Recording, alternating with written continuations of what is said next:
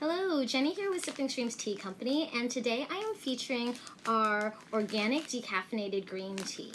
So our organic decaffeinated green tea is very, very flavorful. So not all decaffeinated teas are the same. They don't all taste the same. They aren't of all the same quality.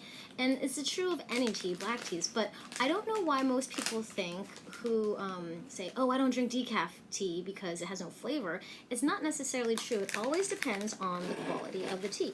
So I'm going to put some of this decaffeinated green tea in my beautiful owl tea pot. It's really cute. It has an infuser in it. So, as usual, it's always 2.5 grams per 8 ounces of water, and this is about 2 cups of water. And the most important part about making green tea, whether it's decaffeinated or not, is to make sure that your water temperature is low enough.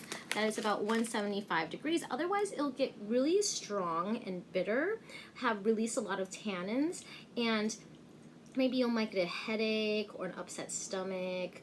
A lot of people don't like green tea because it's so grassy, and that usually has to do with making the tea improperly.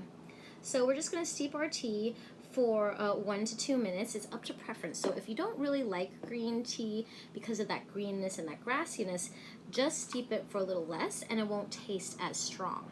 So this is an organic decaffeinated green tea that's gone through the CO2 process. So for those of you who don't know what the CO2 process is, it's an extensive process of forcing and extracting the caffeine from the tea leaves. So when you're using different methods of processing to force decaffeination, it is never 100% caffeine free.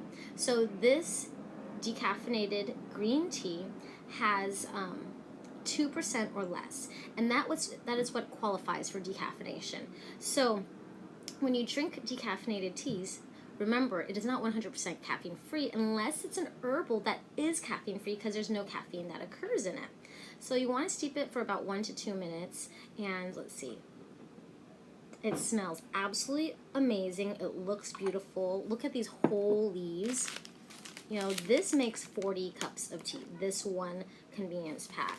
And so for those of you in the subscription box, remember that it is definitely enough tea to share because you can re-steep your tea multiple times. Even our decaffeinated green tea is of high quality, so it is going to be able to actually taste better the second or third time that you re-steep it.